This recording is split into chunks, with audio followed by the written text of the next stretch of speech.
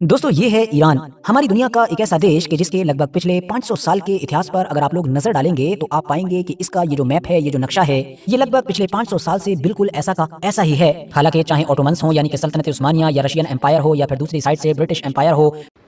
अस्सलाम वालेकुम वरहमतुल्लाहि वबरकातुहू। उम्मीद है आप लोग सब खैरियत से होंगे। मैं भी अल्हम्दुलिल्लाह अल्लाह का लाख लाख शुक्र है, सन खैरियत से। आज इंशाअल्लाह जिस web restaurant RH network channel का नाम है, इनके चैनल का लिंक मैं डिस्क्रिप्शन बॉक्स में दे दूँगा। आप लोगों ने जो सब्सक्राइब करिएगा और मेरी वीडियो के अंत तक देखिएगा। आज दोस्तों हम लोग बात करेंगे ईरान की। ईरान एक ऐसा मुल्क है जिसमें मतलब इतिहास में नाम आ गया। एक तरीके से देखा जाए तो उसको कोई मुल्क का हुकूमत नहीं कर पा रहा। ईरान को मतलब ईरान को कोई हरा नहीं पा रहा है। ये आज से नहीं, कई सौ सालों से है। तमाम हुकूमत में अपनी जो ताकत में आई, जिसको सुपर पावर बोला जाता था, वो भी ईरान को क्या बोलते हरा नहीं पाई। क्या वजह है ऐसी जो ईरान मुल्कों को कोई जीत नहीं पाया आज तक नहीं जीत पाया। आइए जानने की कोशिश करते हैं इस वीडियो के ज़रिए से। वीडियो एंड तक ज़रूर देखिएगा। फिर बेहतरीन वीडियो ये आज की ईरान के बारे में है और पूरा एक एक चीज़ बताई गई है। ईरान को कोई क्यों नहीं आज तक हरा पाया है, चाहे वो कोई भी मुल्क हो। थोड़ा सा नुकसान जरूर पहुँचाया है लेकिन हरा नहीं पाया है। तो चलिए बिना देरी पहले वीडियो स्टार्ट करते हैं। वीडियो अच्छी लगे तो उसको शेयर ज़रूर करिएगा और अपनी कीमती राय ज़रूर हमको बताया करिए कमेंट बॉक्स में। तो चलिए बिना देरी वीडियो स्टार्ट करते हैं, फिर बात करते हैं। दोस्तों ये है ईरान। हमारी दुनिया का एक ऐसा देश कि जिसके लगभग पिछले 500 साल के इतिहास पर अगर आप लोग नजर डालेंगे तो आप पाएंगे कि इसका ये जो मैप है, ये जो नक्शा है, ये लगभग पिछले 500 साल से बिल्कुल ऐसा का ऐसा ही है। हालांकि चाहे ओटोमन्स हो यानी कि सल्तनत उस्मानिया या रशियन एम्पायर हो या फिर दूसरी साइड से ब्रिटिश एम्पायर हो, जो अपने अपने दौर में दुनिया की सुपर पावर हुआ करती थी, इन सभी ने बारी बारी से ईरान को अपनी अपनी सल्तनतों में मिलाने की कोशिश की, लेकिन ये सारी ताकतें हमेशा नाकामयाब साबित हुई। हालांकि कभी कभी कुछ बदलाव जरूर हुए, लेकिन वो बहुत माइनर और बहुत थोड़े वक्त के लिए थे, वरना रफली ईरान का मैप बिल्कुल ऐसा ही बना रहा। बात सिर्फ 500 साल की ही नहीं है, बल्कि अगर इससे भी पीछे जाएंगे यानी हजारों साल का इतिहास देखेंगे तो उसमें भी 7वीं सदी की शुरुआत में मुसलमानों ने तो इसको फतह किया था यानी खिलाफत राशिदा के दौर में, मगर उससे पहले सैकड़ों साल तक ईरान का ये नक्शा बिल्कुल ऐसा ही था। यहाँ पर पर्शियन एम्पायर का राज हुआ करता था कि जिसको दुनिया की कोई भी ताकत नहीं हरा पाती थी। उस दौर की दूसरी और सबसे बड़ी ताकत यानी कि रोमन एम्पायर हमेशा पर्शिया से जंग तो करता था, इसको डिस्ट्रॉय करने की और इस पर कब्जा करने की कोशिश तो करता था, लेकिन वो भी अपने इस मकसद में कभी कामयाब नहीं हो पाया था। बात करें अब अगर मौजूदा दौर की, तो जैसा कि हम जानते हैं कि पिछले 1 साल से लगातार इजराइल ये कोशिश कर रहा है कि किसी तरीके से इस मौजूदा चलने वाली जंग में अमेरिका और ईरान को ड्रैग किया जाए और किसी तरीके से वो जंग के जो इस वक्त फिलिस्तीन और इजराइल के बीच है उसको ईरान वर्सेस अमेरिका या फिर ईरान वर्सेस इंटायर वेस्ट बना दिया जाए। मगर जैसा कि हम जानते हैं कि इजराइल की लाख कोशिशों के बावजूद अमेरिका शुरू से ही किसी भी कंडीशन में ईरान के खिलाफ जंग में जाने के लिए तैयार नजर नहीं आ रहा है। और उसकी वजह यही है कि क्योंकि वेस्ट में बैठे हुए एक्सपर्ट्स का आज भी यही मानना है कि ईरान के ऊपर हमला करना, उसके खिलाफ डायरेक्ट जंग छेड़ना एक टेरिबल आइडिया है, एक ऐसा आइडिया कि जो बड़ी ही तेजी के साथ बैकफायर कर सकता है। आसान भाषा में कहूं तो ये कदम ईरान पर हमला करने वाले को या ईरान को इन्वेड करने वाले को ही बर्बाद कर सकता है। मगर अब सवाल यही है कि आखिर ऐसा क्यों है? आखिर क्यों ईरान को जीतना, ईरान को इन्वेड करना लगभग नामुमकिन माना जाता है? क्यों दुनिया के इतिहास की बड़ी बड़ी ताकतें अपनी सारी ताकतें लगाकर भी ईरान पर कंट्रोल नहीं जमा पाती थीं? और आज से सिर्फ 40 से 45 साल पहले इराक के लीडर सद्दाम हुसैन की जब ताकतवर आर्मी ईरान के अंदर घुसी थी तो उसको किस अजीबोगरीब और खतरनाक चीजों का सामना करना पड़ा था। तो चलिए अब अपने इन सारे ही सवालों के जवाब जानने की कोशिश करते हैं। RH नेटवर्क के नॉलेजेबल फ्रेंड्स, आज के दौर में जब कभी भी हम लोग ईरान की ताकत के बारे में सोचते हैं तो जिन चंद चीजों का ख्याल हमारे दिमाग में सबसे पहले आता है उनमें एक तो उसके प्रॉक्सीज ग्रुप होते हैं, जैसा कि हिजबुल्लाह, हूती या फिर सीरिया और इराक में मौजूद बाकी तंजीमें, जो न सिर्फ आज के दौर में हद से ज्यादा ताकतवर हो चुकी हैं, बल्कि उनके बारे में ये भी माना जाता है कि जब कभी भी कोई भी दुश्मन ईरान से जंग करेगा तो उसको पहले इनसे लड़ना होगा। इसके अलावा हमारे दिमाग में ईरान की उस ड्रोन टेक्नोलॉजी का ख्याल आता है कि जो न सिर्फ वक्त के साथ ऊपर से ऊपर जा रही है, बल्कि उसने अपने आप को यूक्रेन और रशिया की जंग में साबित भी किया है। या फिर मिसाइल टेक्नोलॉजी के जिस मामले में ईरान आज के दौर में मिडिल ईस्ट में सुपर पावर माना जाता है।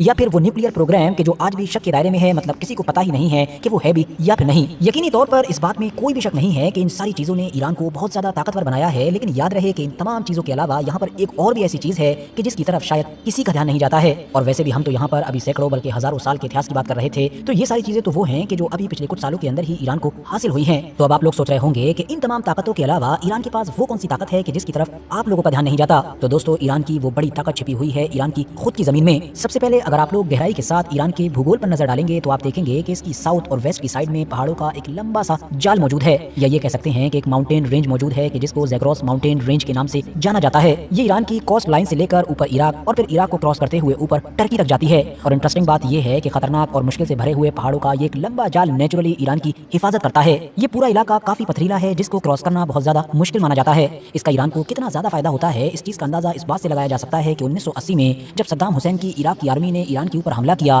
तो उन लोगों का ये प्लान था कि ईरान जो हमारे सामने अभी बहुत कमजोर है उसके अंदर हम बड़ी तेजी के साथ घुसते चले जाएंगे और और चंद महीनों में ही ज़्यादातर ईरान के इलाके पर हमारा कंट्रोल होगा और फिर हम ईरान में आए हुए उस नए इनकलाब को पूरी तरीके से खत्म कर देंगे कि जिसके ईरान से निकलकर इराक समेत बाकी अरब देशों में फैलने का खतरा अरब के लीडर्स को सता रहा था। लेकिन ये सारा प्लान धरा का धरा रह गया क्योंकि एक लंबी मुद्दत के बाद भी इराक की फौज इन्हीं पहाड़ों की वजह से ज्यादा आगे नहीं बढ़ सकी और आखिर में फिर 2-3 साल के बाद तो ऐसा हुआ कि ईरान की फौज ने कमबैक किया और बड़ी तेजी के साथ जो थोड़ा बहुत इराक की फौज अंदर थी उसको भी वापस उन्हीं के इलाके में धकेल दिया। लेकिन अब यहाँ से ईरान के लिए चैलेंज खड़ा हो गया क्योंकि जाहिर है जिन पहाड़ों के जाल की वजह से इराक की ये आर्मी ईरान के अंदर नहीं बढ़ पाई थी, उन्हीं पहाड़ों की वजह से अब ईरान की सप्लाई लाइन काफी सुस्त पड़ गई। वजह यही थी कि इराक की आर्मी को पीछे धकेलते हुए ईरान की आर्मी या तो इन पहाड़ों के पार आ चुकी थी या इन पहाड़ों के एरिया में थी, जबकि उसके ज्यादातर शहर पहाड़ के दूसरी तरफ हैं। तो जंग से जुड़े हुए हथियार या बाकी सामान या फिर खाने पीने की चीजें भी ईरान की आर्मी तक बमुश्किल पहुंच पाती थी। नतीजा ये हुआ कि ये जंग सुस्त से सुस्त होती चली गई और 8 साल के बाद जब ये जंग खत्म हुई तो लाखों लोगों की जान तो ले चुकी थी, लेकिन इसका कोई नतीजा नहीं निकला क्योंकि दोनों ही देशों के बॉर्डर बिल्कुल वैसे ही थे जैसे जंग शुरू होने से पहले हुआ करते थे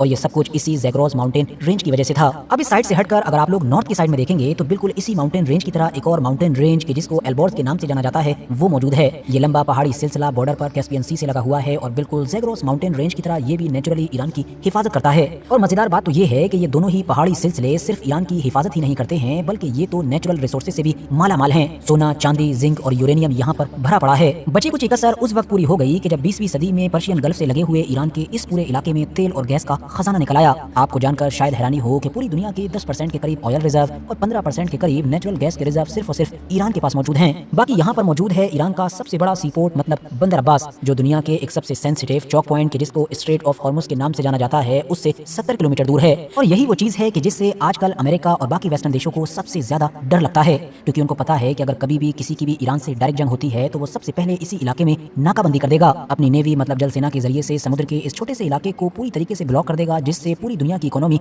कोलैप्स कर जाएगी। करे भी क्यों ना, क्योंकि दुनिया के ज्यादातर देशों में जो भी तेल और गैस जाता है वो इसी छोटे से इलाके से निकल कर जाता है। उसकी वजह यह है कि पर्शियन गल्फ के इस इलाके में सिर्फ ईरान के ही पास तेल और गैस मौजूद नहीं है बल्कि कतर, कुवैत, यूएई और सऊदी अरबिया, ये सारे देश के जो तेल और गैस की दौलत से मालामाल माने जाते हैं ये सब इधर ही मौजूद हैं और उनके तेल और गैस की सप्लाई भी इसी छोटे से पॉइंट से होती है। बाकी ईरान के भूगोल पर अगर एक बार फिर से वापस आए तो चलो मान भी लो कि अगर इन दोनों पहाड़ी सिलसिलों को क्रॉस करके कोई अंदर आ भी जाता है तो उसके लिए फिर सबसे बड़ा चैलेंज ईरान के बीचों बीच मौजूद ये दोनों रेगिस्तान होंगे जिनको दश्ते लूत और दश्ते कवीर के नाम से जाना जाता है। इसमें से ये जो दश्ते लूत है इसको तो दुनिया की सबसे गर्म जगह माना जाता है, वो इसलिए क्योंकि सन 2005 में यहाँ पर 70 डिग्री टेम्परेचर रिकॉर्ड किया गया था। तो कुल मिलाकर दुनिया के नक्शे में हम लोगों को ये जो बड़ा सा ईरान नजर आता है इसकी जमीन अंदर से बहुत सारे चैलेंजेस से भरी पड़ी है। इसके ज्यादातर शहर दोनों पहाड़ों के बीच में मौजूद हैं जो इनको बहुत ज्यादा महफूज करते हैं, जबकि बची कुछ कसर ये रेगिस्तान पूरी कर देते हैं।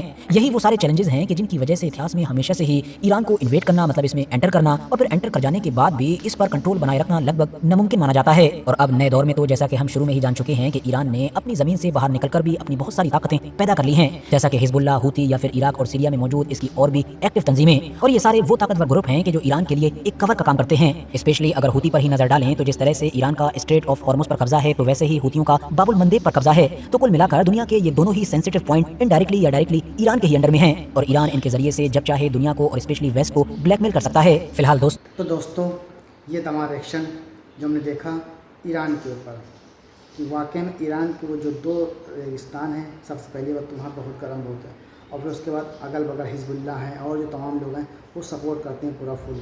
इसलिए ईरान को कोई अभी तक के हरा नहीं पाया है क्योंकि तमाम लोग मिल के जब लड़ेंगे मुट्ठी बन के तो वाकई में कोई उससे हरा नहीं पाएगा। ये बात सच है, ये हकीकत है। एक एक करके अगर लड़ेंगे तो आदमी आराम से हरा देता है, लेकिन अगर एक साथ जुट हो जाए एक मिल के तो उसे कोई नहीं हरा सकता। ये तो हकीकत बात है और ये सच बात है। तो हमने जाना आज ईरान के बारे में कि क्या सच्चाई थी, क्या हकीकत थी। एक ज़माने से तमाम सुपर पावर ईरान को जीतने की कोशिश करी लेकिन आज तक कोई जीत नहीं पाया है। तो उम्मीद है वीडियो आप लोग अच्छी लगी होगी। वीडियो अच्छी लगी हो तो इसको शेयर करिएगा और फिर मिलेंगे शायद नेक्स्ट वीडियो में। तब तक के लिए अस्सलाम वालेकुम वरहमतुल्लाहि व बरकातहू।